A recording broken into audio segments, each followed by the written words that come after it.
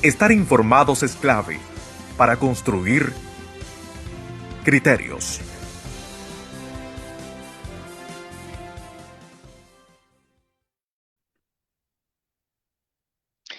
Hola, hola, estamos en Charla con Criterios en nuestro programa de el viernes, entonces es el último programa de la semana. Espero que todo bien en este momento. Ahí. Simplemente voy a revisar que la gente se vaya conectando. Hoy día tenemos un invitado especial, un invitado de último minuto y un invitado que traemos por la contingencia. La contingencia que podríamos llamar la contingencia electoral, que es prácticamente un momento en el que culminan 3 años de suspenso en estos próximos 6 días. Hay actores que se van a tener que definir y simplemente voy a poner... Perdón. Entonces, eso, dijimos en los programas anteriores, hablamos bastante de lo que estaba pasando en Colombia también.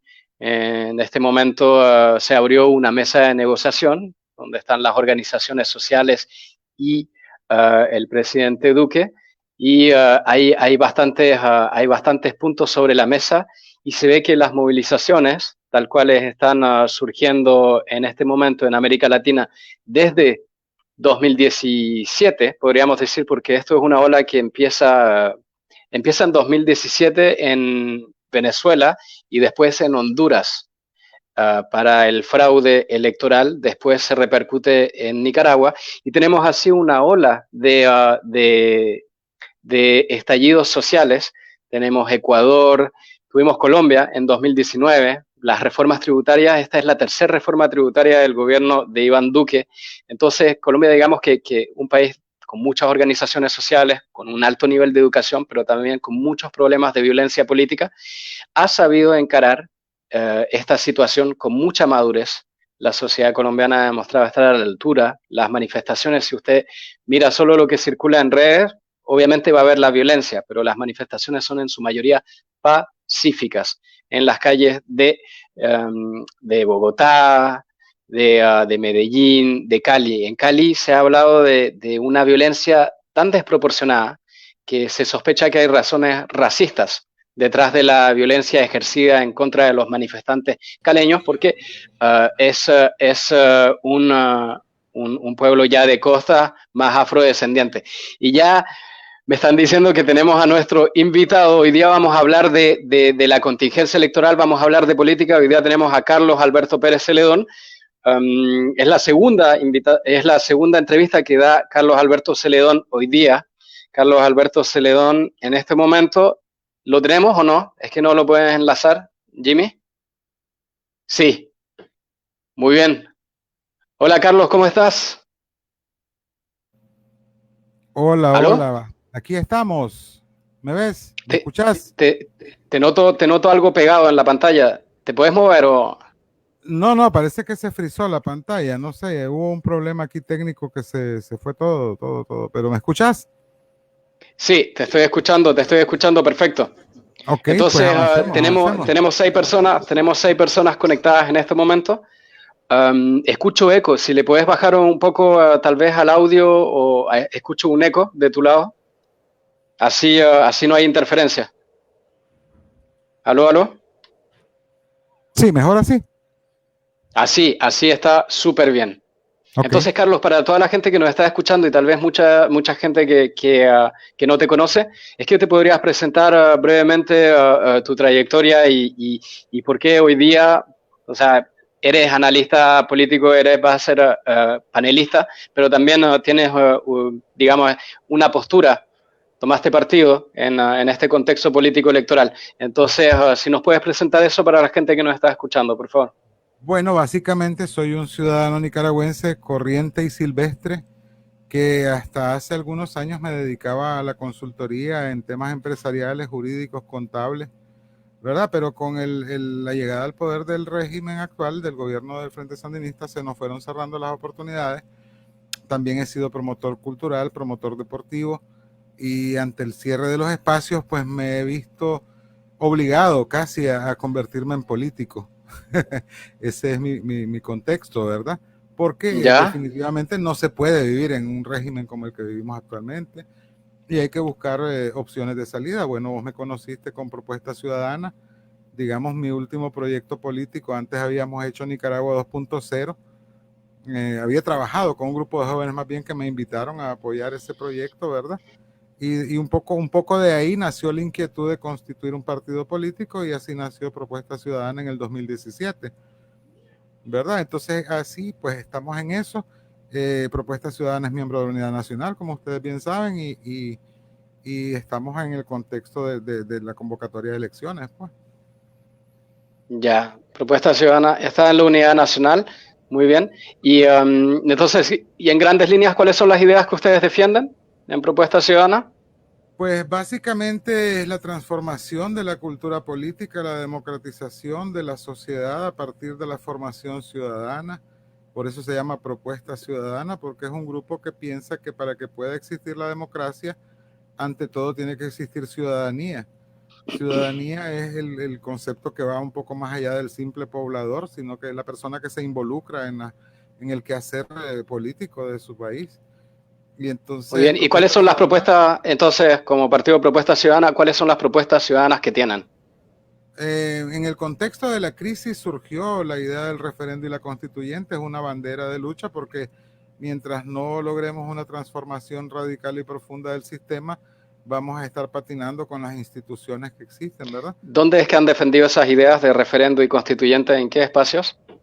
Básicamente dentro de la UNAV se discutió mucho tiempo como el posible plan B, si acaso en algún momento no se daba el proceso de elecciones, pero pues como ustedes bien saben, son temas que son difíciles para la gente que no conoce de esto, ¿verdad? Nuestra política se reduce a votar, a nombrar a un caudillo que dirija, que encabece a las masas. Decimos nosotros que sin santo no hay procesión. Entonces la política nicaragüense se reduce a encontrar al santo para que la gente vaya detrás de él, ¿verdad? Entonces, pues ha Cuando costado defendiste, bastante. Carlos, cuando defendiste el referendo y la constituyente dentro de la UNAV, ¿encontraste voces, digamos, positivas? ¿Podrías decir de algún liderazgo, algún político que haya dicho, esta puede ser una vía? ¿Los podrías nombrar? Pues básicamente los grupos más jóvenes. Este proyecto nace incluso casi, no totalmente, pero casi en colaboración con una agrupación que se llama Construimos, que es un grupo de la articulación de movimientos sociales que es bastante joven. Incluso los jóvenes de la CUT escucharon con mucha atención la idea, les gustó bastante, sobre todo los universitarios, ¿verdad? La CUT es la coordinadora universitaria, ¿no? Por la Sí. democracia y la justicia. Hubo bastante aceptación en los grupos más jóvenes e incluso pues políticos más o menos ya u organizaciones también. Lo que pasa es eso, pues que existe aquel pragmatismo resignado, ¿verdad? Es lindo, pero es bonito, pero, o sea, prefieren lo viejo conocido que lo nuevo por conocer. Carlos, te interrumpo porque me acaban de, o sea, enviaron un video, es un enlace, no le sugiero pulsar sobre el enlace, pero dice video de Medardo Mairena Sequeira manoseando a una joven. No vamos a abrir ese enlace de todas maneras. Es un video que está circulando en redes. Obviamente circula en un momento en el que se dice que el movimiento campesino podría abandonar la coalición. Yo vi el video, no se ve un abuso. Se nota que hay una manipulación, obviamente, que hay alguien que está detrás de esto, pero tampoco se sabe si se trata de una menor de edad o es. ¿Medardo Mairena es más fuerte que esto? ¿Medardo Mairena puede aguantar un golpe como este en este contexto? ¿O tú crees que este video le Sí, puede causar mucho daño? no, pues francamente, ese es uno de los problemas de la cultura política, que es otra de los temas recurrentes en la retórica, en el discurso de propuesta ciudadana, ¿verdad? Desgraciadamente vivimos en una sociedad machista que definitivamente no va a tener mayor reparo si eso fuera cierto o fuera falso. Yo creo que no va a repercutir gravemente, ¿verdad? En su imagen, pero tampoco considero que definitivamente él sea un prospecto para lo que se viene, ¿no? Ok. En este contexto, has reiterado en una entrevista hoy con el periodista Marín, reiteraste que las elecciones son inevitables. Me gustaría volver sobre el proceso. Dijiste exactamente el proceso electoral es inevitable. ¿Es que podrías explicar esa frase? ¿Por qué es que decís que el proceso electoral es inevitable? Para toda la gente que nos está viendo. Bueno, en primer lugar porque está convocado. En primer lugar porque sí, pues va a haber. Ese proceso electoral va a ocurrir. Querramos o no, nos guste o no, vayamos o no. El proceso va a estar ahí. Es obviamente un intento de legitimación del régimen, ¿verdad? Está actuando conforme a la legislación nicaragüense, que es una cosa que les gusta mucho a ellos, aparentar que todo es legal, ¿verdad? Entonces, si ellos convocan en el término legal y con las formalidades de ley, ellos suponen que esto les va a generar un reconocimiento internacional. O sea, sí hubo elecciones y fueron en tiempo y en forma. El tema de la discusión es la forma. Sí. La forma puede ser tan importante como el fondo, pero justamente la forma es lo que en este momento está, y saludamos a Ulises Colar, que nos manda un mensaje donde nos recuerda que el presidente fue acusado por su propia hijastra de violación. Entonces, no ha pasado nada. A eso me refiero cuando te digo que en nuestra sociedad machista, patriarcal, eso desgraciadamente puede generar cierto malestar o inconformidad en un sector de la sociedad, pero va a terminar siendo aceptado porque es bastante común. Tenemos un problema de doble moral serio en ese tema. Lamentablemente sí, duele mucho justamente lo que estás diciendo. Puede ser quizás volver a lo de las elecciones. Dijiste que el proceso respetaba ciertas reglas, pero puede ser de que regañen, porque no se le puede decir de otra manera, regañen a Nicaragua en la OEA. ¿Qué repercusiones podría tener eso sobre la dictadura, que la regañen en la OEA? Yo creo que la dictadura está envalentonada por la situación de El Salvador y por la situación de Colombia. Vos sabes que son dos democracias también débiles como la nuestra que habían ejercido cierto grado de presión sobre el régimen aquí y que sus votos eran favorables a una condena en la OEA. Pero al estar ellos actuando de la misma forma que actúa él, Ortega, el régimen nuestro, ellos se han envalentonado y dicen, bueno, si me van a fregar a mí, que frieguen a ellos también, porque ellos están haciendo lo mismo que yo. Es una cuestión, desgraciadamente, un efecto dominó negativo para Nicaragua, ¿verdad? O sea, que tú piensas que el estallido social que hay en otro país puede, si ese país no es de izquierda necesariamente como se lo entiende, entonces puede beneficiar a un régimen como el de Daniel Ortega. Claro, es un distractor en primer lugar, porque estamos viendo para allá, la OEA y todas las miradas internacionales de derechos humanos están enfocadas en lo que está pasando en Colombia, están matando gente, igual que lo que pasó aquí en el 2018, ¿verdad? Sí. Y no es un régimen al que se le pueda acusar como al actual nuestro de una dictadura de izquierda, del eje del mal, etcétera, etcétera. Entonces, esto como que desdibuja la acusación de Nicaragua contra su régimen en la OEA, porque desgraciadamente nos hemos ido por las tendencias ideológicas cuando no tiene nada que ver. Precisamente lo de Colombia nos demuestra que no es ideológico el problema, ¿verdad? Pero cuesta que la gente lo entienda. A eso vamos a llegar a lo del problema de raíz, que vos lo dijiste en la otra entrevista, es algo más sistémico. Quisiera... Respecto a lo de Colombia quizás comparte algo que comparte, pero más exacerbado, comparte algo con Nicaragua, es la violencia de la cultura política de allá. Es decir, la violencia de la cultura política de allá, sobre todo cuando está fuera de las grandes ciudades. Porque en Colombia hay 4 grandes ciudades, ponemos Barranquilla, Cali, Medellín, Bogotá, pero fuera de esas ciudades es donde finalmente se desata la violencia política, porque en general dentro de las ciudades esa violencia siempre es muy contenida. Entonces el problema es que ahora se desató dentro de las ciudades y hay gente que se da cuenta que finalmente vivía en una cultura política violenta, pero no se había enterado, no se había dado cuenta. Carlos, sí podríamos decir, bueno, tenemos en este momento a 10 personas mirando. Les agradecemos si pueden compartir este programa para que la gente lo difunda, si pueden comentar, si pueden enviar sus preguntas. Carlos se presentó hace un rato, entonces... Estás por las elecciones porque pensás que son inevitables, pero vos decís que si no son las elecciones, entonces el plan B es la violencia. ¿Por qué tan categórico? Es decir, ¿por qué habría dos extremos? Unas elecciones en las que poca gente confía o un escenario de debacle, de violencia. ¿Por qué son los dos únicos escenarios posibles según vos y no hay más escenarios sobre la mesa? ¿Por qué no se han conversado más escenarios sobre la mesa dentro de la mismísima oposición? Bueno, mira, las elecciones, como te digo, están programadas desde hace mucho tiempo. Sabíamos que eran este año, sabíamos que eran en noviembre y el 7 de noviembre desde hace 3 años, ¿verdad? Y el estallido social, lo que trató una parte del grupo que se hizo o se puso al frente de las negociaciones fue adelantar esas elecciones. Pero estas elecciones estaban programadas. Entonces es un paso, es una movida que está fija ahí en el tiempo. En algún momento nosotros cuando llegaste por acá por Nicaragua lo platicamos muchas veces.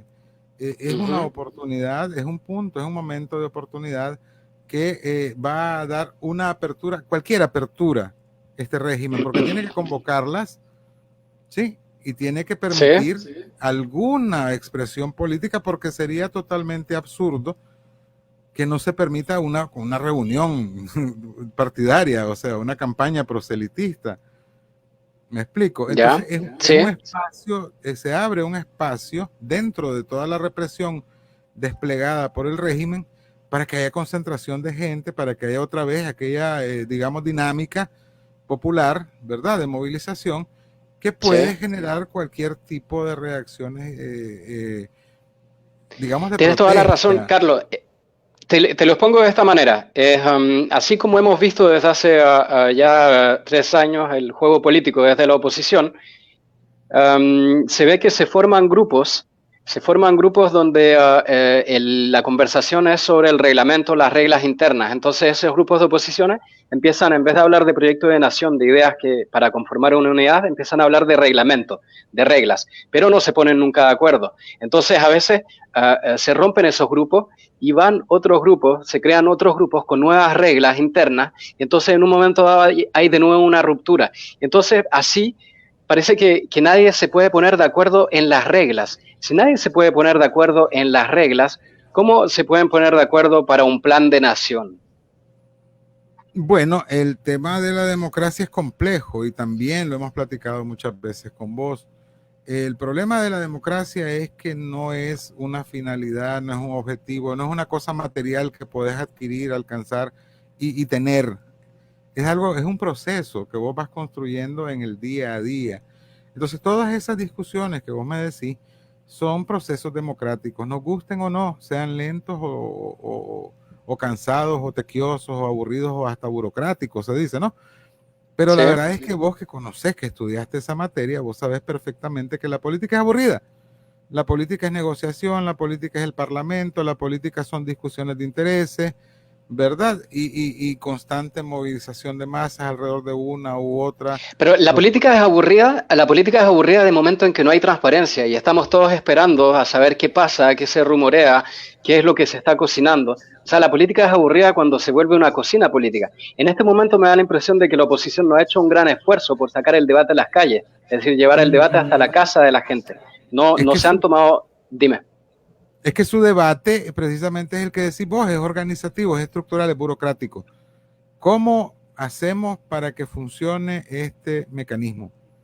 ¿Cómo hacemos para que nuestra alianza no produzca una nueva dictadura? ¿Cómo hacemos para que ningún grupo obtenga mayores cuotas de poder que el otro, ¿verdad? Mayores cuotas de poder que... Entonces, desgraciadamente, son procesos que también son necesarios, pero sobre todo... Pero justamente el problema es ese. Lo que está criticando en este momento la ciudadanía es que se está hablando de cuotas de poder, se está hablando de negociación y no se está hablando verdaderamente de política. Por ejemplo, invitamos a la gente que está en este momento conectada a hacer preguntas, estar de forma más propositiva, ¿sí?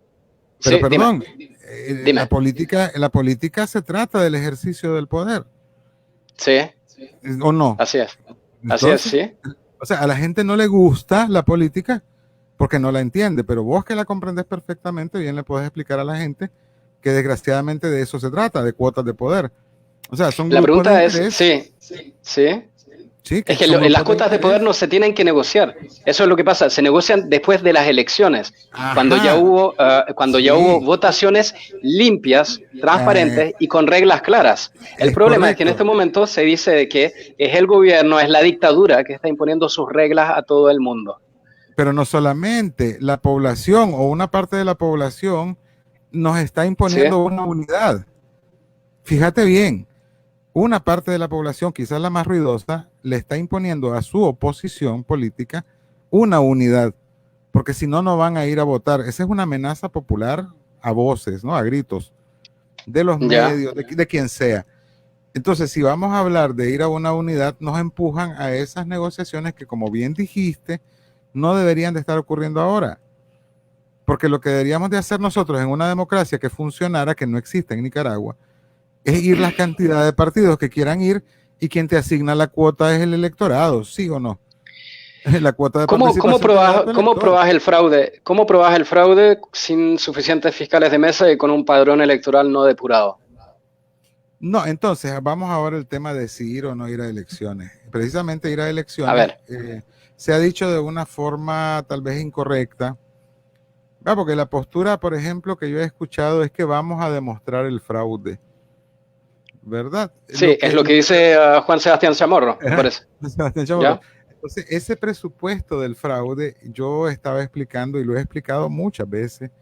Nosotros hemos convivido con fraudes electorales desde 1996, cuando ganó Arnoldo Alemán, ¿verdad? Hubo unas primeras denuncias de fraude, en las del 90 no tanto, las del 90 todo el mundo acepta que fueron transparentes porque ganó la 1. Pero en ¿Ya? el 96 ya hubo las primeras denuncias de fraude, como cuando ganó Arnoldo Alemán y aparecieron boletas por los cauces quemándose en algunos predios, etcétera. Entonces nosotros hemos convivido realmente con el fraude todo el tiempo a partir de 1996. O sea, lo que ¿Qué es estás lo? diciendo es que el fraude es parte de nuestra cultura política. Es lo que estás diciendo Exacto, en este momento, Carlos. exacto, exacto. Y lo han ¿Ya? usado unos y otros. ¿Sí?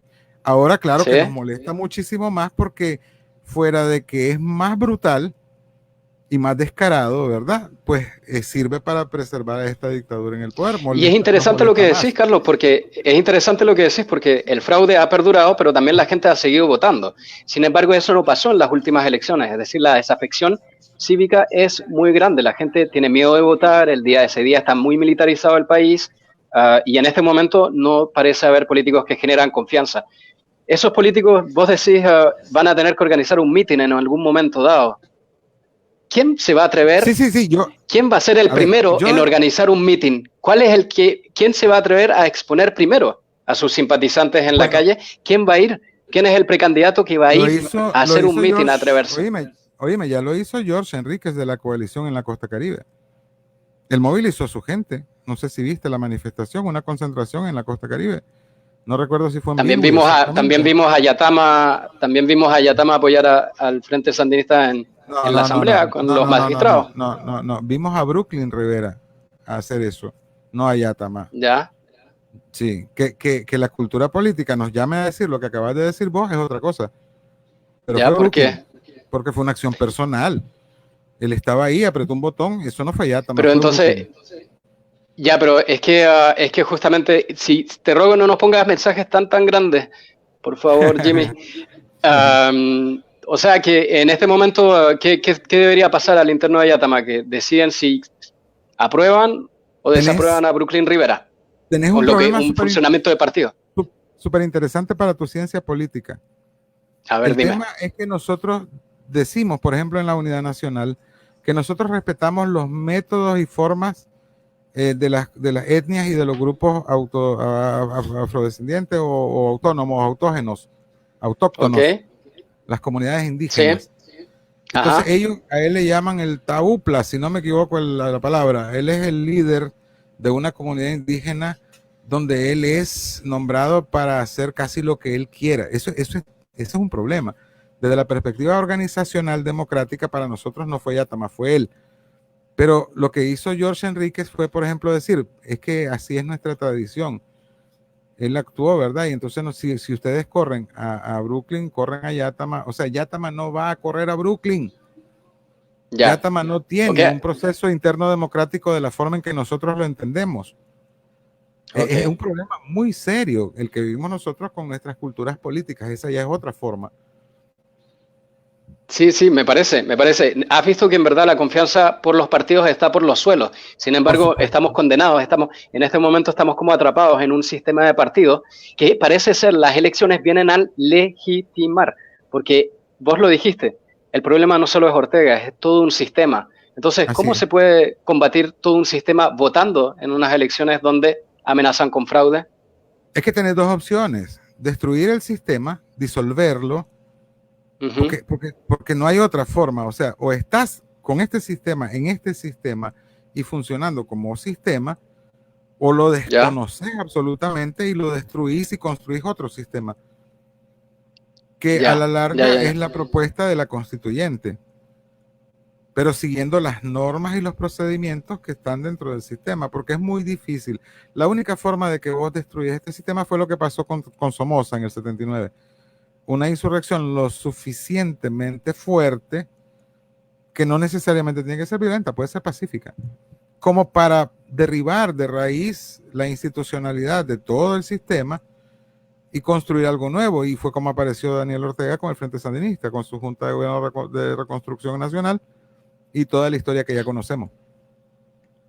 O sea, y no trajeron verdaderamente algo nuevo, simplemente eran más liderazgos. O sea, el poder ya no estaba concentrado en una mano y ahora estaba concentrado en un partido.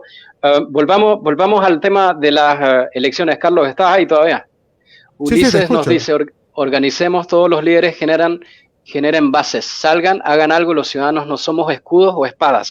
Hay algo que me llama la atención. Decís la política es aburrida, y justamente yo estudié ciencias políticas. Para los que recién nos están haciendo, yo estudié en la Universidad de Lyon, Ciencias Políticas en Francia, tengo una licenciatura en Ciencias Políticas. Entonces, la política es muy entretenida. El problema es que ustedes las hacen aburridas. Es decir, en este momento dado podríamos estar pensando, por ejemplo, un plan de nación, ¿no? Un plan de nación, pero más interesante, que tome en cuenta, por ejemplo, la cultura, la economía naranja. Me parece que todos los precandidatos en este momento han olvidado la cultura, el rol de la educación, el rol de las artes, y eso lo conversábamos ayer con Madeline y Fabiola. Pero otros temas, pero te dejo hablar de cultura naranja si te parece. No, es que todo tiene que ver. Mira, te decía, el contexto. Si nosotros estamos llamados por la población a ir a una unidad para ir en una sola casilla, y somos 90, 80, 70, no sé cuántas organizaciones, y somos 153 municipios, y somos un montón de gente, tenemos que organizarnos para ir en una sola casilla. Entonces, ese proceso organizativo nos ha consumido demasiado tiempo.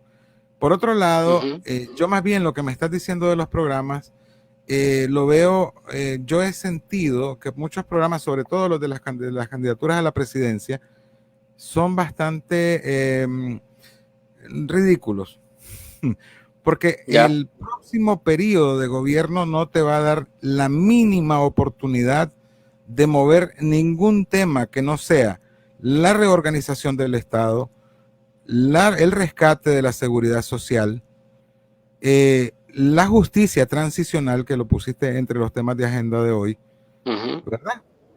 Y la convocatoria a un nuevo proceso donde podamos nosotros realmente establecer esa repartición democrática, que es la dinámica social que tiene que existir para que... Hablemos de justicia transicional directamente. ¿Qué te parece esta propuesta? Si mañana sale un candidato y dice, ¿saben qué? Si yo soy elegido, o si ustedes me apoyan a mí y vamos a las calles, o lo que sea, pero yo, si soy su candidato, le prometo que lo primero que haré es llevar a la justicia internacional a Daniel Ortega. Si sale un candidato y dice eso hoy día, ¿no crees que tendría apoyo por parte del ejército?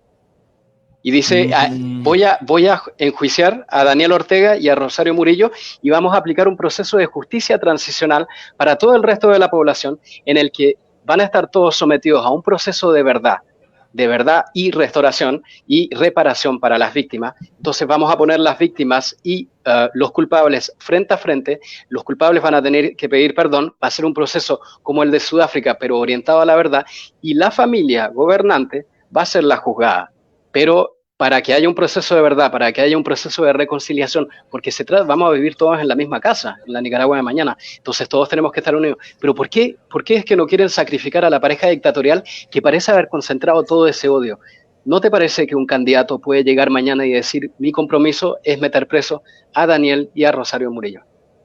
No puede, sería una demagogia, sería un absurdo. A ver, ¿Por qué? ¿qué necesitas? Porque ¿qué necesitas? Necesitas un poder judicial que ejecute esas investigaciones, necesitas policía que persiga a esos delincuentes. Pero no sería así de la noche a la mañana. Pero de todas maneras, exacto, las denuncias ya están. Las denuncias ya están. O sea, lastimosamente, dice Valesca Sandoval, lastimosamente para los líderes es así como nos ven y nos siguen viendo como escudo y carne de cañón. No sé si sabes, Valesca Sandoval fue secuestrada durante 48 horas y estamos hablando de que en este contexto, ¿cómo vas a llamar a los jóvenes a ir a mítines o a apoyar a sus candidatos y precandidatos para ir a elecciones si está el ejemplo de Valesca Sandoval que fue secuestrada durante 48 horas? Yo no los estoy llamando, pero ¿cómo los vas a llamar a insurreccionarse entonces? ¿Cómo los vas a llamar a ir a levantarse en contra, a protestar en contra del gobierno para derrocarlo? O sea, el tema es que estamos frente a una dictadura asesina, criminal, que ya lo demostró, y que no tenemos nosotros ningún mecanismo jurídico o fáctico para derrocarla en este momento. Y eso tenemos que reconocerlo todos y todas. O sea, no se trata de que nosotros no querramos, se trata de que no podemos. No tenemos armas, no queremos armas, no queremos una insurrección violenta, no tenemos un ejército que enfrente al ejército, no tenemos gente armada que enfrente a los paramilitares y tampoco lo queremos tener. Entonces, es un círculo vicioso. O sea, lo que me estás demandando a mí que yo haga, porque no yo siempre se los he dicho, porque no lo hace el que lo propone. O sea, si creen que no es esta la ruta, y hay otra ruta, pues láncense y háganla. Pero, por ejemplo, lo que pasa es que no se dice de que no sea la ruta el conformar una unidad de oposición. Lo que se dice es que no es la ruta, en este momento, llegar a elecciones. ¿Por qué? Porque te estás exponiendo... Estoy oyendo una interferencia. ¿Hay una televisión prendida, una radio? No, aquí nada. No. Ok. Entonces, ¿cuál es? O sea, si no es elecciones, pero discúlpame, Manuel, peguémonos en este punto. Vos sos inteligente, vos has estudiado esto, vos has visto todos estos fenómenos en todas partes del mundo. Yo hoy explicaba algo. Las luchas no violentas son no violentas de un lado, porque del otro son violentas. Si vos ves el caso de Gandhi, cuando toda la comunidad internacional se va encima de Gran Bretaña para que libere a la India, es porque las matanzas y los crímenes son terribles. Y Gandhi no asesinaba a los ingleses, no enfrentaba militarmente a los ingleses, y fue por lástima, que digámoslo así, ¿verdad? Porque era terrible lo que estaba pasando, que la comunidad internacional le dijo, deja en paz a la India, hombre, ya. Lo que pasa es que me estás poniendo el ejemplo de Gandhi, estás poniendo un líder que no solo pregonaba la paz, o sea, tenía muchas ideas de desarrollo para la India, una India próspera, una India independiente, una India nacionalista. No nos quedemos en ese... Pero yo quiero llegar más lejos, es decir, olvidémonos de Gandhi. ¿Cómo derrocamos a Ortega? ¿Cómo derrocamos a Ortega? Sí, pero justamente... con un movimiento no violento, con un movimiento no violento, ¿cómo lo derrocamos? Si estás enfrentando a un criminal que no tiene ningún reparo en el Día de las Madres de mandar a asesinar con francotiradores a los manifestantes que andaban protestando por las madres que habían perdido a sus hijos. Entonces, ¿cómo enfrentas a este criminal? O sea, si no es este proceso electoral, supongamos que está equivocada esa ruta, no es ahí. Entonces, voy a llamar lo que acaba de decir Valesca, a la población a sublevarse contra un criminal. Valesca no dijo eso. No. Lastimosamente para los líderes es así como nos ven y nos siguen viendo como escudo de carne de cañón. La verdad es que se trata el problema es la poca confianza que ha generado la oposición en 3 años. No, el problema es que Ortega es asesino. Perdón, Manuel, el problema es que Ortega es asesino. ¿Ya? Pero no estamos, Bueno, en por este supuesto. momento eso lo tenemos claro, en este momento. Pero ¿por qué finalmente da la impresión de que ir a elecciones es como ir prácticamente a que te decapiten nuevamente? ¿Por qué? Porque no hay mecanismos de presión en este momento. Es decir, ¿Y qué no se mecanismo de logró nada, presión? Por eso te digo, un mecanismo de presión justamente. sería ir a las calles a que te asesinen. No, ¿Qué pero otro por ejemplo, mecanismo de presión tenés? paro fiscal en la UNAV ha habido muchas veces la propuesta de un paro fiscal, por ejemplo, Sí, pero la respecto a propuesta ciertos se productos. plantea y quién la tiene que hacer. La empresa privada, ¿Y ¿no? quién estudia eso en la UNAV en este momento? O sea, ¿quién estudia las propuestas? Porque parece que vos mismo lo dijiste, las ideas están muy pobres, los precandidatos parecen mal asesorados. ¿Quién es el encargado de redactar esos Bueno, programas políticos? cada candidato tiene su equipo de campaña, los presidenciales, dije, ¿verdad? Las propuestas de los Sí, candidatos a diputaciones son bastante amplias y diferentes. Cada quien ha ya, elaborado su propuesta de agenda legislativa, le llaman, ¿verdad? Y hay diferentes propuestas en diferentes secciones, áreas. Lo que pasa ok. también es que Vamos a jugar con bien dos difícil. escenarios. Juguemos Mira, con dos Manuel, escenarios. es bien difícil Sí, porque, a ver, entre lo que la política, lo hemos discutido vos y yo antes cuando no teníamos este programa o otras cosas. sí, La entrada del marketing en la política para mí ha sido un desastre, ¿verdad? Porque ya, te mueve a hacer un producto. Entonces el mercadólogo político te vende la idea de que vos tenés que ser activo, positivo, ofrecerle a la gente futuro y proyectos, y la verdad es que en el contexto actual y post-electoral, como te dije, nosotros no vamos a tener margen de negociación de proyectos de largo plazo. Tenemos que hablar de justicia transicional, tenemos que hablar de recuperación urgente económica, un plan urgente de recuperación económica, tenemos que hablar del rescate de la seguridad social, que no es un problema sencillo, ¿verdad? Y tenemos que puedes, hablar sobre todo de la reorganización del Estado, porque con esta policía, con este ejército, con este poder judicial, nosotros no podemos hablar de justicia transicional siquiera. mm. De qué hablas vos cuando hablas de justicia transicional? Porque, o sea, justicia transicional necesariamente va a haber gente que va a ir a la cárcel, pero ¿quiénes deberían ir a la cárcel? ¿Quiénes cumplirían otro tipo de penas? De qué proceso estás hablando? ¿Tienes algún modelo? ¿De qué Mira que justicia transicional hablas? mira que es súper interesante tu pregunta. ¿Qué somos nosotros, Manuel? Eso yo ¿Qué se lo he somos? planteado a los muchachos que están en el exilio. ¿Sos víctima o sos actor político? ¿Vos vas a juzgar o te vas a presentar al juzgado? ¿Vas a presentar tu caso para que se juzgue? ¿Vos sos víctima o sos parte? No puede ser las dos cosas. Vos no podés ser juez y parte. ¿Sí? Entonces, ¿qué rol Es lo que asumimos? hace el gobierno, es lo que va a hacer el gobierno con las elecciones. No, el gobierno tiene que garantizar que existan las condiciones para que jueces imparciales investiguen los hechos y condenen a los responsables, quienes quieran que ellos sean. Entonces, nuestra misión política al llegar al gobierno es crear las condiciones para que haya justicia transicional. Yo no voy de magistrado, Manuel. Yo no voy de fiscal y yo no soy víctima. ¿Me explico? ¿No Yo te voy a consideras garantizar, víctima de la dictadura? yo En este directa no. momento, o sea, en este momento, si salís Directa con una no. bandera, si salís con una bandera o si quisieras Si salgo realmente con una organizar el bandera, si meeting, salgo, exacto, si si salgo mañana con una organizas un bandera y me meeting, echan si preso, mañana uh -huh. organizas un meeting y agreden ese meeting a balazos, ahí vas a ser una víctima. Es que es así.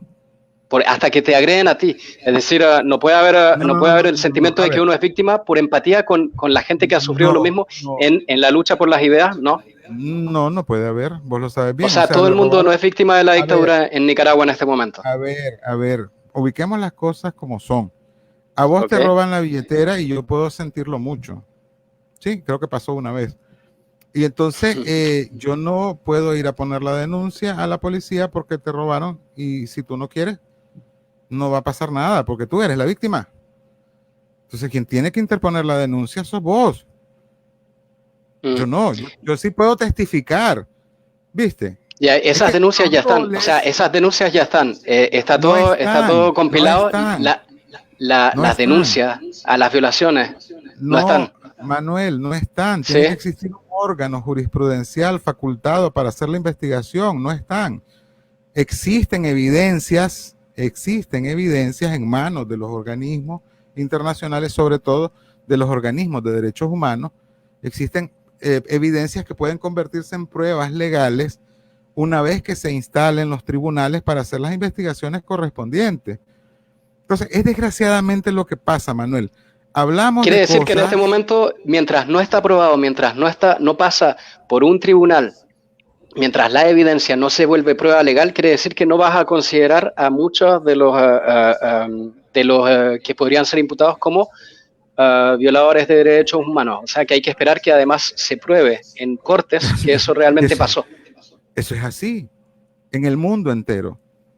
A eso se le llama. Entonces, ahora por favor, ahora tu propuesta de cómo vas a limpiar justamente los tribunales, el sistema judicial nicaragüense de la partidización, entonces, de la amenaza de un partido de Estado. Exactamente. Como difícilmente podés limpiarla de entrada, ¿verdad? Porque están las reglas, ¿por qué acusando a Bukele de abuso de autoridad? Porque él llegó y hizo por sus pistolas y lo que a la gente le parece bonito, pero que desgraciadamente no seguir las reglas es lo que lleva a los gobiernos a convertirse en lo que se ha convertido Ortega. Entonces tenés que hacer procedimientos legales, jurídicos, engorrosos y burocráticos que con una Corte Suprema de Justicia orteguista te los puede declarar inconstitucionales. Yo puedo, como Asamblea Legislativa nueva, crear una fiscalía que investigue los crímenes de lesa humanidad de los últimos 3, 4 años y puede decir la Corte Suprema danielista que eso es inconstitucional. Vamos a tener, por eso le digo, vamos a tener unos conflictos tan serios que estar prometiendo tonterías realmente no solo es demagógico, sino irresponsable. O sea, que en verdad lo que estás diciendo es que de la cohabitación no se salva nadie en Nicaragua. ¿Eso me estás diciendo? Es que no lo vas a poder expulsar de primera impresión. ¿Cómo? Y justamente cuando te hablo de proceso de justicia transicional, ¿no tiene más sentido justamente de que todo el mundo pida perdón, todo el mundo se ponga a hablar y todo el mundo diga la verdad? Y el que no lo hace, entonces no se queda en su cargo. Manuel, ¿ante quién? ¿Ante los jueces sandinistas? Ante una corte especial creada para la justicia transicional. Entonces tengo que negociar que esa corte pase. Sí, porque justamente, entonces volvamos más atrás a las elecciones. Volvamos a las elecciones. Sí, volvamos un poquito más atrás. Volvamos a la idea de la separación de poderes. Volvamos tan atrás como la separación de poderes. Te estás metiendo al mismo tiempo desde el legislativo, el ejecutivo y el poder judicial. Son los 3 poderes fundamentales.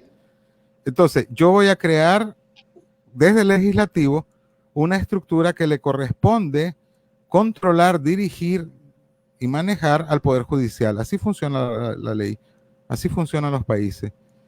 Entonces yo voy a crear eso, pero ya el Poder Judicial existe, está ahí.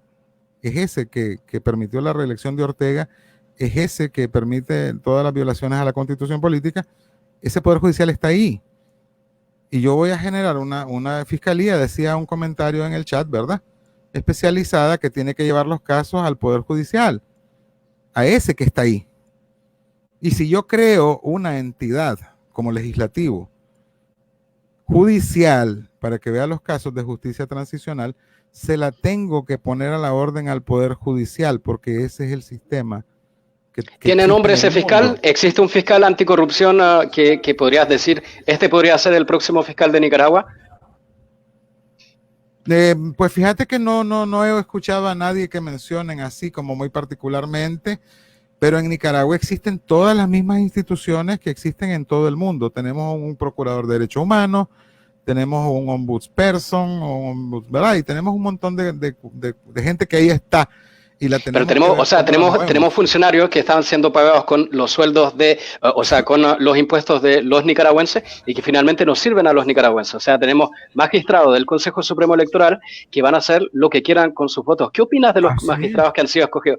Sabes que se sospecha de que Humberto Campbell fuera uno de los que aplicó la consigna de ir con todo, la consigna de Rosario Murillo durante el... Entonces, ¿qué te parece que las elecciones estén en manos de magistrados así? Lo mismo que me parece que la justicia transicional está en manos de los magistrados del tribunal actual. de la Corte Suprema de Justicia actual. O sea, es estúpido, pero es lo que hay. O sea, comprendámonos. Si no quieres ver a esos magistrados del Consejo Supremo Electoral, no hay ningún mecanismo del que podamos valernos la ciudadanía para cambiarlos. Si nos vamos a las calles a protestar porque no nos gusta el sistema, nos esperan para matarnos o para echarnos presos y decir que somos narcotraficantes o terroristas o lo que se les ocurra. Entonces estamos en un callejón sin salida y eso tenemos que reconocerlo todos y todas. Estamos en un callejón sin salida. Pero estamos en un callejón sin salida porque los candidatos no están a la altura, los precandidatos presidenciales en este momento no están a la altura de la situación. Perdón, estamos en un callejón sin salida porque hay un dictador acorralado que es asesino y que no se quiere ir. Por eso estamos en un callejón sin salida. Dejemos de responsabilizar. Acabas de decir entonces, acabas de reconocer que Daniel Ortega es un dictador asesino. Así entonces, es. ¿estamos de acuerdo en eso? Eso lo sabe todo el mundo. Porque hasta hace 5 minutos pensaba... hace 5 minutos pensaba que tenía que pasar por una corte internacional o una corte de justicia transicional para que fuera aprobado. Así tiene que ser. ¿Por qué Pinochet, siendo un dictador asesino, tuvo que ser abierta una causa en España? ¿Por qué nunca fue preso? Porque no se la abrieron en Chile, porque tuvieron miedo de abrírsela en Chile. Porque tuvieron miedo. Pero se tenía que abrir. Estás hablando. Porque estaba amarrado. Por eso, sí. Pero nadie lo va a echar preso sin una orden judicial, hombre.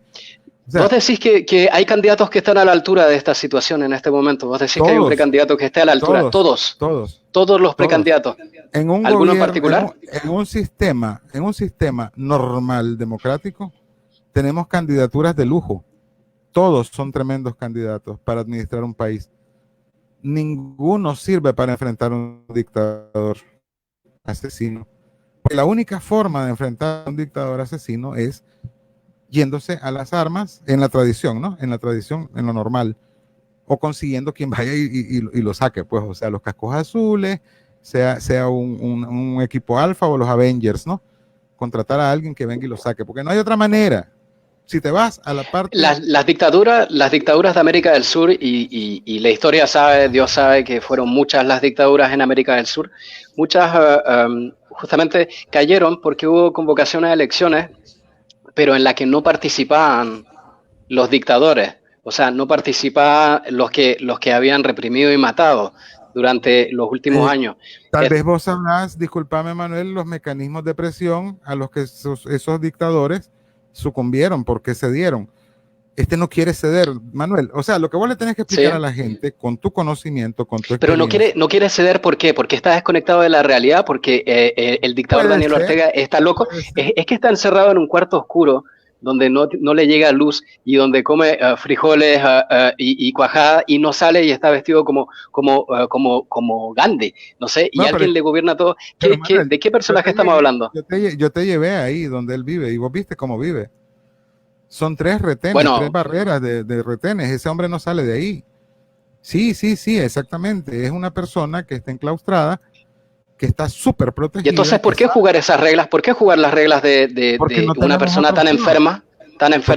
Porque no tenés otra opción. Si no jugás esas reglas de ir a elecciones y tratar de ganárselas, solo te queda esperar a que se muera y ver si no viene otro peor.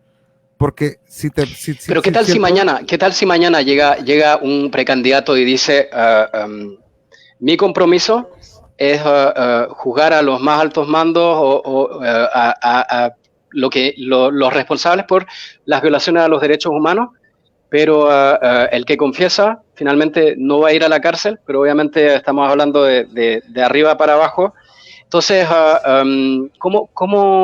¿por qué no llega esa propuesta? Es decir, no llega la propuesta de juzgar a los que violaron los derechos humanos en Nicaragua y a partir de ahí empezar a recomponer una sociedad. Es decir, ¿por qué no se busca las instituciones que le den la espalda al dictador? Porque todos se están perdiendo con Daniel Ortega. ¿Por qué es que no hay ese diálogo? Porque el diálogo no debería ser con el Frente Sandinista directamente, debería ser con ciertas instituciones contra el dictador. Porque personas como Francisco Larios y la revista Abril van a decir que entonces nosotros estamos garantizando la impunidad de los criminales. Porque el problema es ese, que también la política juega mucho con la opinión pública. Si yo comienzo a ofrecer indultos a las personas que declaren en contra de otras, entonces van a saltar 1000 periodistas, 1000 escritores diciendo... ¿Cuántas personas, pero cuántas personas tú... No, pero estamos de acuerdo, pero impunidad, pero compromiso con verdad y reparación, porque estamos pensando de que podrían ir 10 personas a la cárcel que dieran el ejemplo. El problema es que si no van a la cárcel los que están más arriba, es decir, el general Áviles, la pareja presidencial y sus hijos en política, si no van a la cárcel ellos, estamos condenados a la repetición, es decir, este ciclo de nunca acabar de violencia política. Tenemos que cerrar de una vez, cerrar de una vez este ciclo, ¿sí? Vos estuviste incluso apoyándome con un curso sobre justicia transicional, ¿te acordás? En un tallercito. Y te acabo de exponer mi visión de justicia transicional. Exacto. Lo Salvadora dice que no estoy dejando que termines tus ideas, entonces dale, te dejo terminar tus ideas, por favor. Lo que te quiero decir con eso, Manuel, es que lo que vos decís es lo que decimos nosotros. Es lo que dice el manual, es lo que dice la comunidad internacional. O sea, no me estás diciendo nada nuevo. En eso consiste la justicia transicional. Reparación a las víctimas, con garantías de no repetición, ¿verdad? Juzgar a los responsables. Todo eso está claro. O sea, es lo que cuando decimos justicia transicional, cualquiera de los candidatos, cualquiera de las plataformas se refiere a lo mismo que estás hablando vos. O sea, eso ¿y por qué no se dice? ¿Por qué no se dice suficientemente? Es el nombre técnico. Si se dice, no, ¿por qué no se dice? ¿Por qué no lo dicen los candidatos en las campañas si lo dicen, que empezaron ahora? Te estoy diciendo que cuando hablamos de justicia transicional estamos hablando de eso. Es que yo no te digo, un perno es aquella cosita de metal que tiene aquel hilo que va así como en espiral. ¿Me explico? Si te digo perno, ya sabes que es un perno. Si yo te digo que es un tornillo, ya sabes que es un tornillo. Si yo te digo que es justicia transicional, vos sabés que es justicia transicional. Entonces, cuando prometemos justicia transicional, estamos hablando exactamente de lo mismo que estás hablando vos. Pero yo no le puedo decir a la gente que nuestro plan incluye un proceso de investigación donde las personas, que eso de hecho existe en el Código Penal nicaragüense actual, se llama prescindencia de la acción penal. El Ministerio Público, cuando investiga un delito grave, puede prescindir de la acción penal en contra de los cómplices que declaren para esclarecerlo. ¿Me explico? Sí. Eso existe en los códigos penales del mundo. No es novedad, pero si yo lo canto, si yo digo, voy a ofrecer este premio, inmediatamente los detractores van a decir que nosotros andamos ofreciendo impunidad. Es un tema complejo, pero a la vez es sencillo. Lo que pasa es que es técnico. Y esencial. Sí. Si me están diciendo mucho que no te dejo terminar y pido perdón a los que están mirando este programa. Yo también lo voy a interrumpir, así hablamos, no se preocupen. Ajá, Manuel. Así que voy a dejarlo terminar sus ideas. Pero entonces, juguemos a los dos escenarios. Te planteo el primer escenario, es fraude. El segundo es no fraude. O sea, el segundo es un 80-20, porque si fueran elecciones libres es lo que debería pasar. El Frente Sandinista no debería sacar más de 20 y todo el resto debería sacar los 80. Después no sé cuánta gente de oposición se debería repartir el 80. Como vayan. Pero eso debería ser lo normal si fueran elecciones libres. Vamos en el primer escenario. Fraude. Y el fraude lo dirían una semana después, porque todo el tiempo que se tomarían en contar, en falsear, en votar urnas, en distraer, y todas las tensiones sociales que se irían produciendo durante esa semana, se quedan en el poder. ¿Qué debería hacer la oposición? Pues declarar el fraude y no reconocerlo. Yo explicaba hoy, si viste la entrevista con Sergio Marín en la mesa redonda, que el problema del fraude en Nicaragua es que ha sido aceptado no de forma bajo protesta, como decimos, aceptado simplemente, expresamente. Llegó Montealegre y le reconoció el triunfo en el 2011 a Daniel Ortega. Eso inmediatamente convalida cualquier cosa, o sea, no hubo fraude. ¿Verdad? Porque lo reconoce. En el 2008, Arnoldo Alemán entregó las alcaldías, el líder del partido PLC. Entonces no hubo fraude, Manuel. Aparte de que efectivamente lo hubo porque nosotros vimos las actas y esto, pero el resultado final es que no hubo porque lo reconocieron.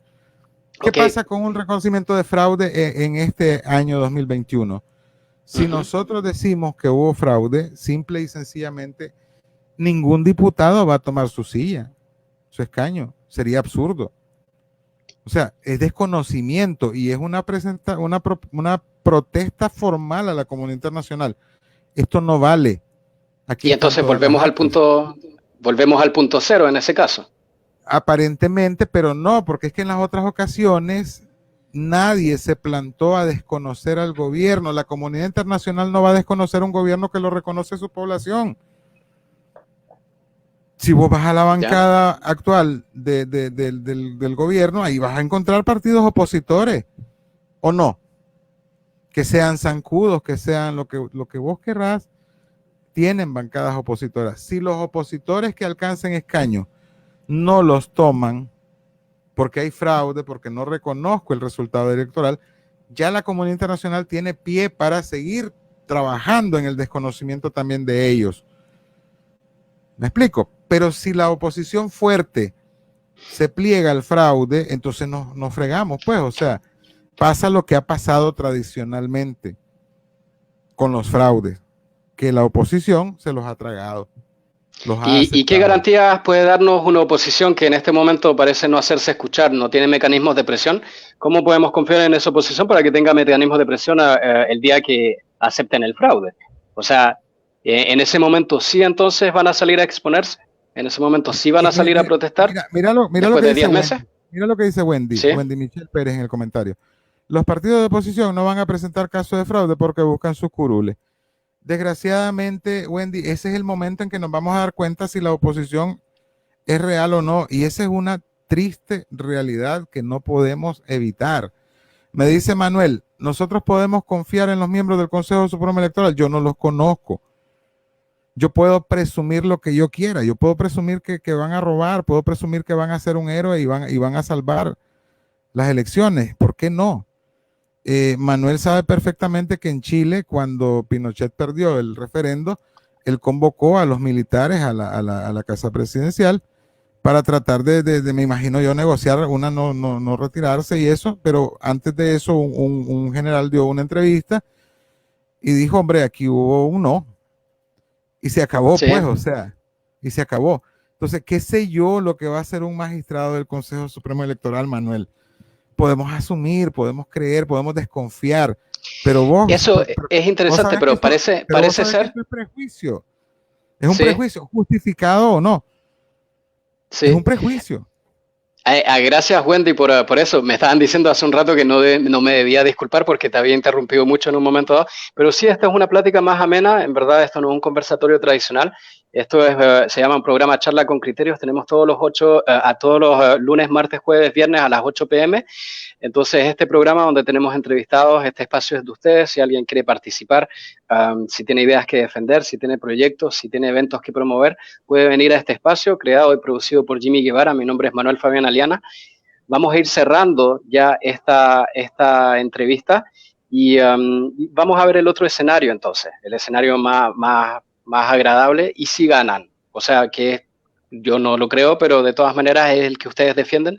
¿Cuáles serían las primeras medidas que debería tomar un gobierno que asume después de un periodo de dictadura?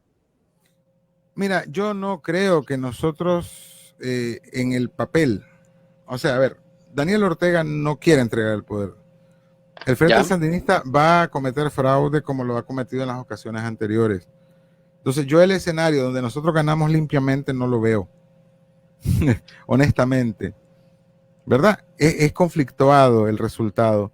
O sea, ¿estás llamando a la gente a votar? Estás llamando a la gente a votar, pero sabes que no vas a ganar. Lo que quieres es movilización de la gente en las calles. Eso es. No. Yo sé que vamos a ganar. Si la gente se moviliza de forma masiva a las urnas, el Frente Sandinista pierde. El Frente Sandinista ya perdió desde hace 3 años. Desde que comenzó a asesinar a la población, el Frente Sandinista no merece gobernar, y lo saben los sandinistas y lo sabe la población. El Frente Sandinista ya perdió su derecho a gobernar este país. Él no puede ganar una elección normal ni anormal. Él no va a ganar esa elección. Él va a tratar de hacer lo que ha hecho siempre: cometer un fraude y forzar el reconocimiento de la oposición. Eso lo tenemos que tener claro todos y todas. Eso es lo que va a pasar. No quiero engañar a nadie, Pero si no salen a votar masivamente por nosotros, nosotros no vamos a ganar. O sea, nuestra única opción ganadora es que la gente salga masivamente a votar. Esto, pero es que me estabas hablando de algo que va a pasar ¿cuándo? Que va a pasar en noviembre. Así es. Y de acá a noviembre, entonces, ¿nos quedamos esperando en casa de No, que, no, de no, que no, no, no, mientras no, no, siguen no. saqueando el país? No, tenemos que organizarnos y tenemos que organizarnos para dos cosas, Manuel. Uno, porque si la oposición se tranca en no reconocer el fraude, en no aceptarlo, la oposición necesita el respaldo de su población que votó por ella para poder permanecer en esa postura hasta que no saquemos a este tipo de ahí, porque ganamos. ¿Me explico? Y ¿Ya? la, ¿Sí? y la población tiene que organizarse porque si la oposición se quiere dar vuelta, la tenemos que derrocar también. Porque hay un Pero problema. parece que hay muchas volteretas en esto que me estás diciendo. No, Primero no, no, porque no, me da la no. impresión de que estás dejando la resolución, la primera resolución, la estás dejando en manos por ejemplo, no sabes lo que podría hacer un magistrado electoral. Es decir, Sí lo sé. parece no, pero dices que tal vez alguien se da vuelta la chaqueta, tal vez No, alguien no, cambie de opinión. esa parte obviamente sí, es una, ni Estamos tú sabes, suponiendo, ni estamos vos, exacto, suponiendo. ni vos sabés que va a ser fraude, ni yo sé que no lo va a hacer, ¿verdad? ¿Ya? Vos no ¿Sigue, sabés porfa? que, vos no sabés que él va a cometer fraude y yo no sé que no lo va a cometer. O sea, no Ok. podemos afirmar absolutamente nada. Tenemos que reaccionar ante un hecho concreto, pero lo que pasa es que tenemos que estar preparados para reaccionar ante los hechos concretos. Nosotros no estábamos preparados organizativamente para lo que pasó en el 2018, pero tenemos que estar preparados para cualquier cosa que pase en noviembre del 2021. ¿Me explico? Tenemos Ya, fecha, tenemos plazo, tenemos día, tenemos horas y tenemos sí, la posibilidad que no teníamos en el 2018 de tener un gobierno de transición. ya. No teníamos a quien tomara la cabeza, nos pusieron una cabeza de mentira, ¿verdad? Que fue la alianza, que fue esto, que fue aquello, ¿verdad? Que ahora nadie los reconoce, pero que en su momento los aplaudían, ¿verdad? Todo el mundo era Gili. Gili era el crush de Escucho. todas las damas nicaragüenses. Gili, Michael Gili era Sí, el sí, crush recuerdo. y Lester Alemán era Superman y Víctor no sé qué eran los héroes, ¿no? Pero la población nicaragüense, mira qué memoria más corta, 3 años más tarde los odia, los escupe, los... Entonces, bueno, ¿qué te quiero Pero decir? Hay que estar... porque tal vez no se la jugaron por el pueblo. No, no, no, no, no. ¿Y cómo se la van a jugar, hombre? ¿Ya? Estamos hablando de que estamos enfrentando a un tirano asesino que sin ningún asco ni pesar mandó a matar jóvenes el 30 de mayo.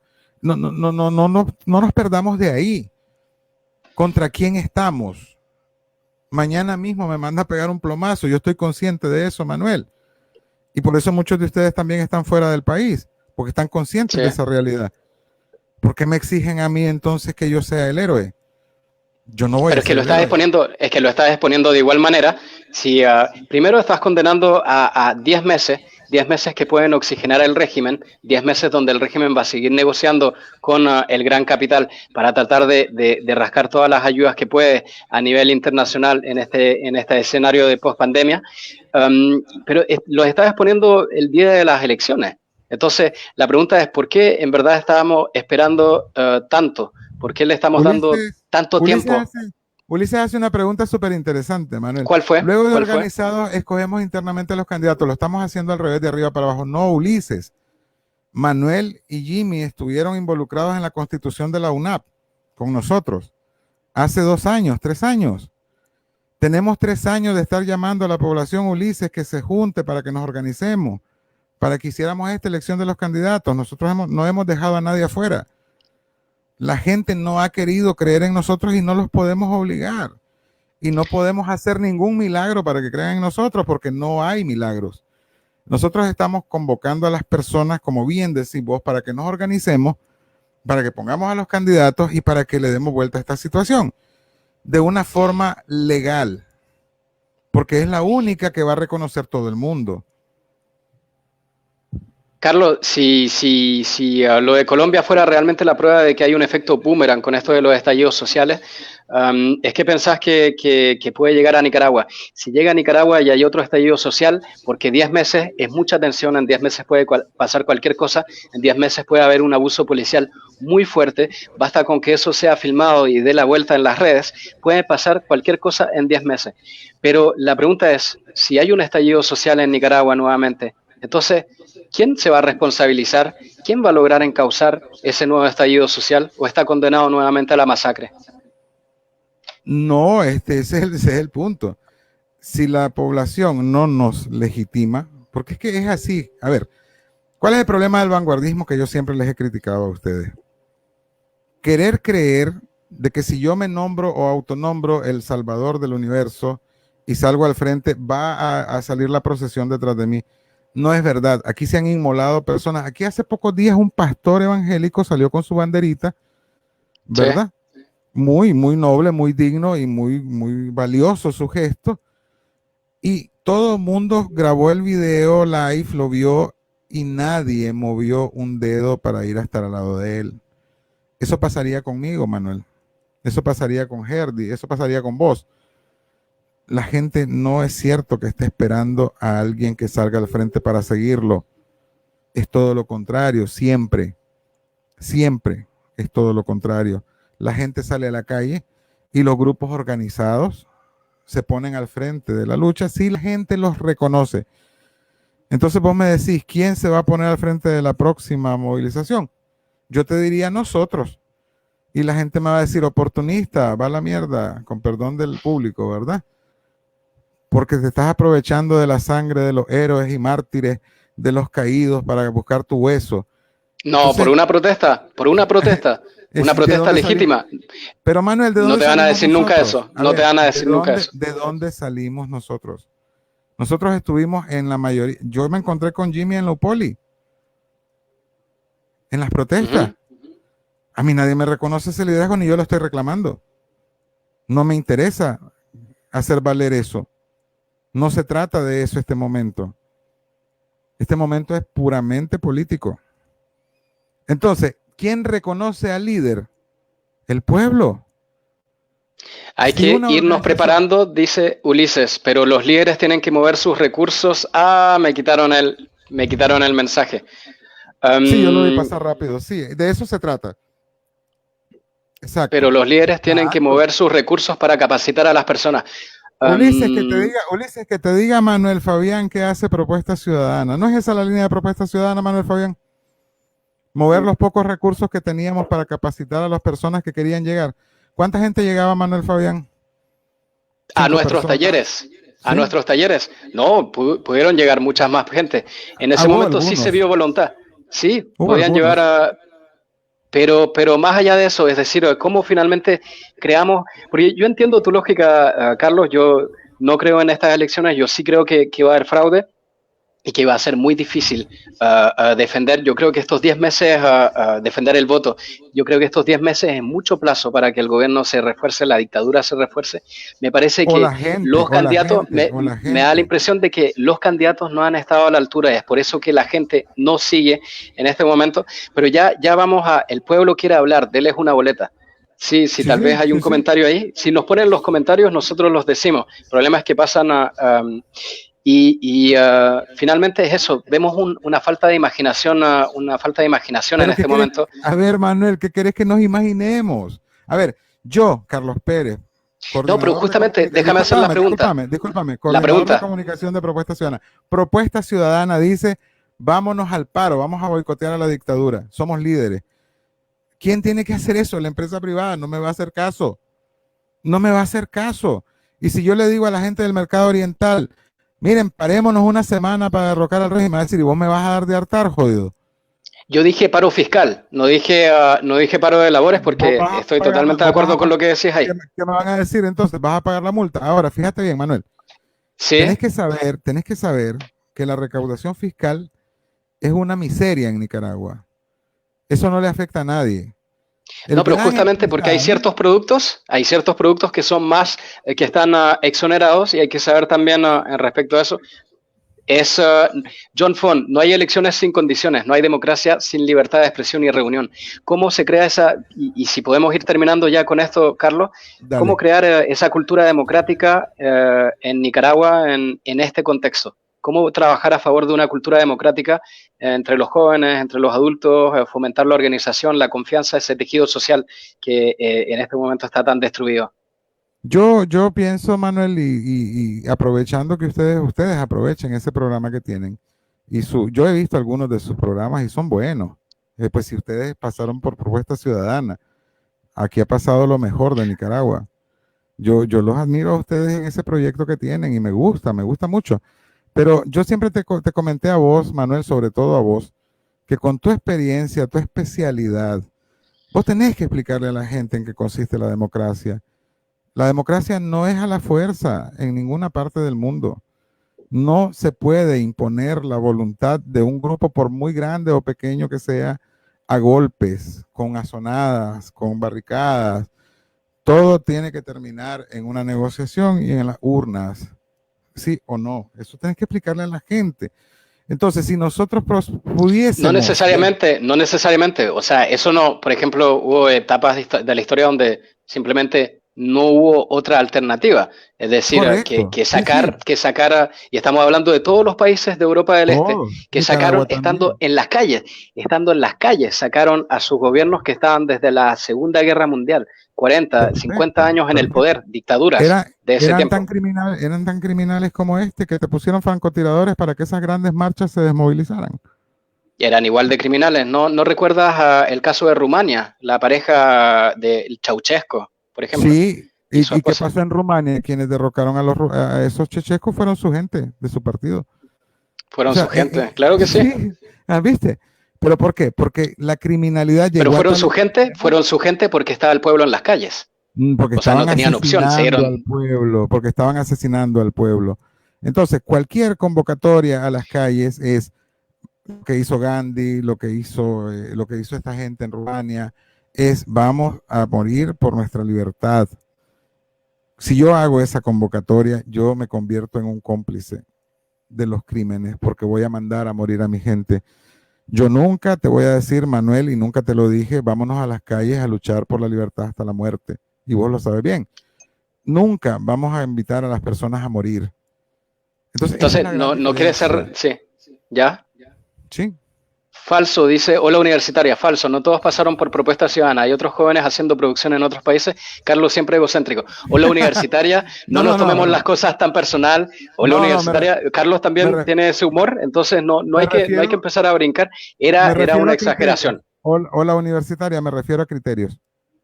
En todo caso, quizás las últimas palabras para irte despidiendo, Carlos, pero me parece que no me estás respondiendo las preguntas directamente, es decir, cómo fomentar la cultura democrática en Nicaragua.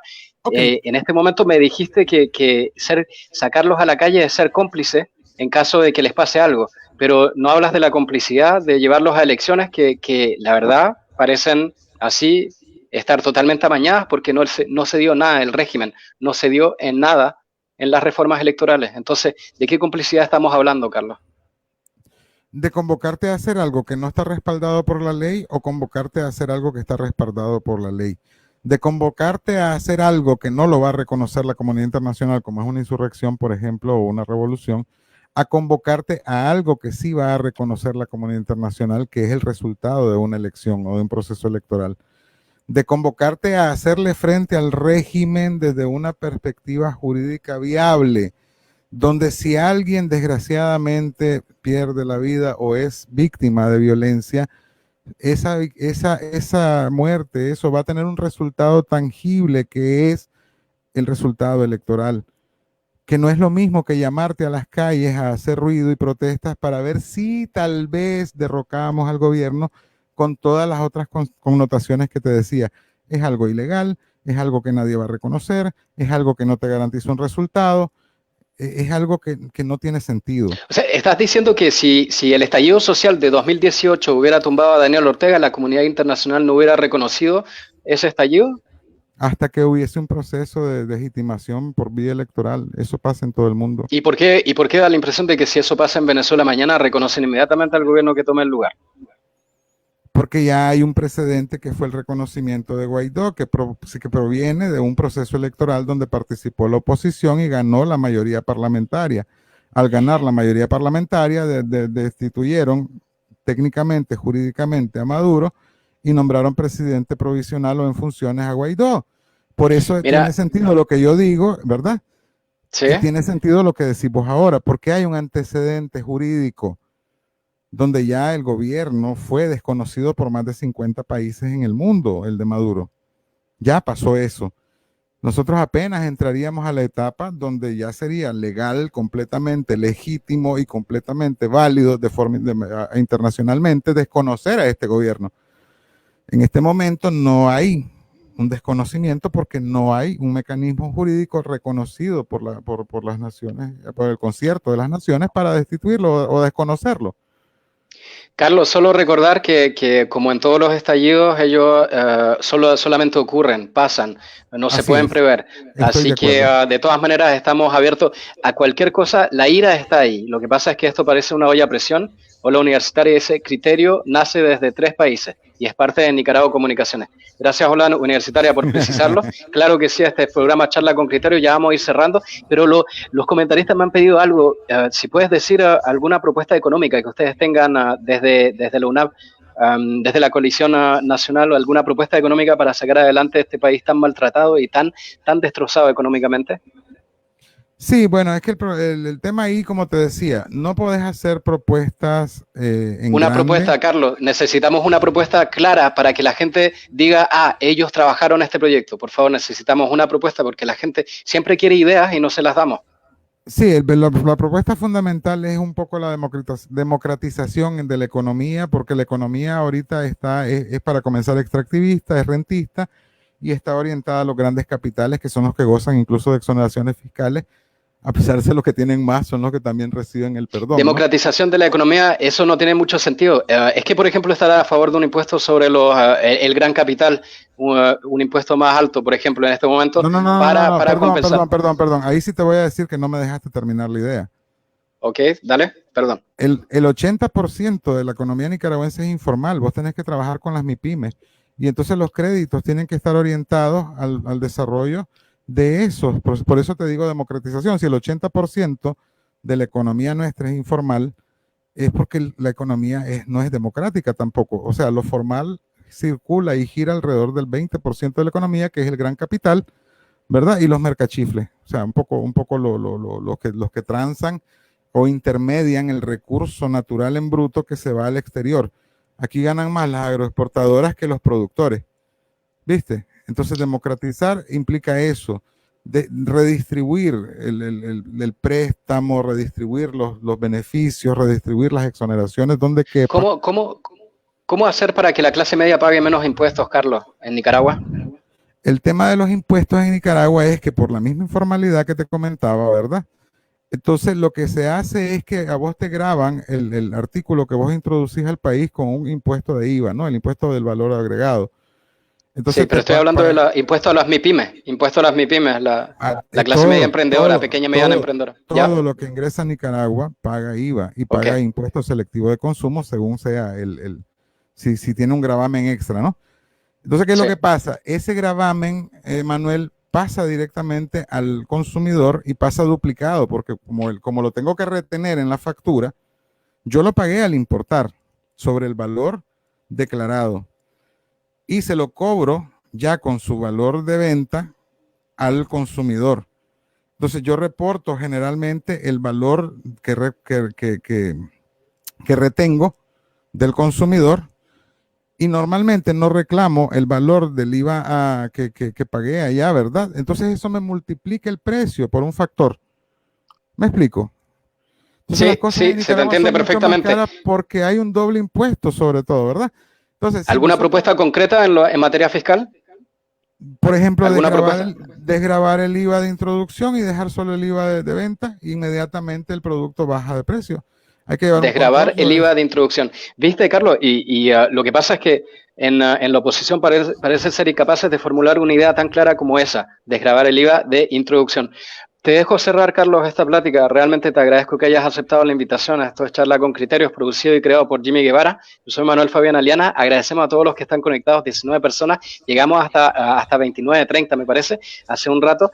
Estamos con Carlos Alberto Pérez Celedón y te vamos a dar la palabra para cerrar, por favor, este programa. Bueno, agradecerles la invitación y siempre dispuesto a platicar con ustedes. Como te decía, hay que hablar con la gente y hay que tratar de comprender las posiciones que son diferentes de las nuestras, en el caso de ustedes, pues, porque como yo he visto la línea editorial que ustedes siguen es esta del vanguardismo, vamos a resolver esto, pero si te detenes a reflexionar, al final de cuentas, estamos enfrentando el mismo problema ustedes y nosotros, y sus amigos y las personas nicaragüenses que conocen, y no es verdad que exista una solución real, definitiva, que vos puedas decir, apostemos por esto y hagámoslo, porque si existiera ya lo hubieran hecho ustedes estuvieron aquí. Y entonces nosotros estamos tratando con uñas y dientes de hacer lo que nosotros creemos que se tiene que hacer, ¿verdad? Y pues habría que tratar de apoyar ese intento hasta donde se pueda, porque es una de los caminos posibles. Tal vez no sea el mejor, pero es el que está al alcance en este momento y es lo más cerca que tenemos y lo más factible, pues. Gracias nuevamente, hombre. Muchas gracias, Carlos. Muchas gracias a todos los que miraron el programa esta noche. Gracias por dejar sus comentarios. Compartan, por favor, para que más personas puedan verlo. Esto es Charla con Criterios. Estamos en la página Criterio Facebook, también página de YouTube. Gracias, Carlos. Yo soy Manuel Fabián Aliana. Muy buenas noches a todos.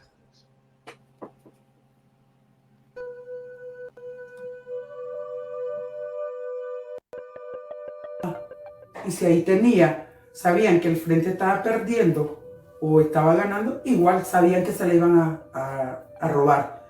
Dos, caminábamos con credenciales de 20 a 30. Yo. Más el resto que venían los vehículos, igual. Nosotros podíamos votar a nivel departamental, municipal y comarcal en diferentes juntas receptoras de votos, porque acuérdense que había, si Juan Chico Los Palotes y la Perenceja eran mis testigos, que yo me acababa de pasar ahí, entonces yo votaba. Que conste, no nos manchaban el dedo, ninguno de los dos. Y seguíamos votando. Y seguíamos votando en cual junta el frente iba perdiendo. ¿Cómo se prepara y de qué forma ejecuta los fraudes electorales el Frente Sandinista en Nicaragua? No se pierda la entrevista realizada por el periodista Jimmy Guevara de Criterios a Ana Hernández, conocida como la enfermera vandálica, quien nos relata sobre su participación en los fraudes electorales cuando fue militante del partido orteguista. Estar informados es clave para construir criterios.